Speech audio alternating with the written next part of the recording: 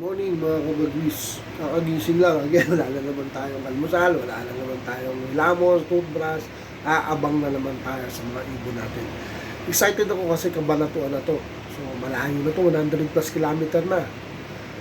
Ayan, ito na ulit natin ating monitoring CCTV. So abang na tayo. Na-release na raw ng 7 eh. Nakisama ang panahon sa atin, oh. Ganda, oh. Very good. So ito.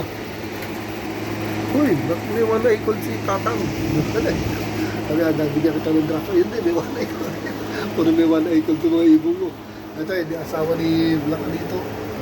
Panatin mo yung asawa mo. Ganda pa naman. Ito yung hen, no? May one eye called din, no? Patikit. Kaya hindi ko siya inagis, oh. So ito, hintay tayo. Habang-abang tayo. Na-release na rin ng 7 a.m. Dito na akong unti-unting nagdadatingan. Parating na yan, maganda pa na ako. Parating na, maganda talaga tayo dito. So, nakamonitor na ako sa CCTV. Dito rin, mga din natin, personal. Ayun si Black Anita, dumating na. Doon na sa likod bahay. Wow, galing. Anong oras na? Tingnan natin. 7:25. Kala ko si Black dito na yung dumating ng 7:25. False alarm pala. Ito kararating lang. Ayan, umiikot-ikot pa. 7:36 to be exact. Tingnan ko lang ha. Pabababain ko lang. Ayun, ang tuling pumasok ni Black dito. 7:38 to be exact. Ang pasok niya sa kulungan. Ayun, okay.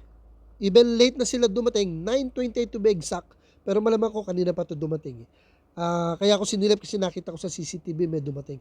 Etong kak na grizzle, tsaka yung blacktail. Okay na rin, at least nakauwi sila and live silang tatlo. Alright, ayun mga kabagwis. Masaya ako, no? Even though medyo ninervous ako kasi nalit dumating yung dalawa, yung blacktail, tsaka yung kak nating grizzle. Hindi ko lang kung sino na una sa kanila eh.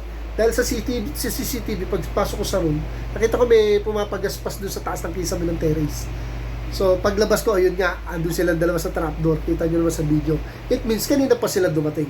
Kasi nagsabay, ibig sabihin, kanina pa nakatambay ganyan. Kaya hindi ko talaga alam ang oras. Pero nung nakita ko sila, 9:20 something na, 9:28 na yata. So, late na rin sila.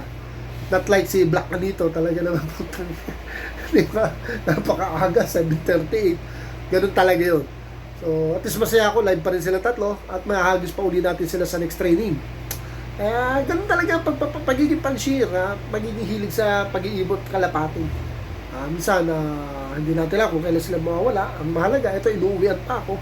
At ako yung nagpapasalamat. Talaga matibay itong mga to, the best to. Kaya see you next time sa training. Mas malayo na yung next time. Thank you for watching.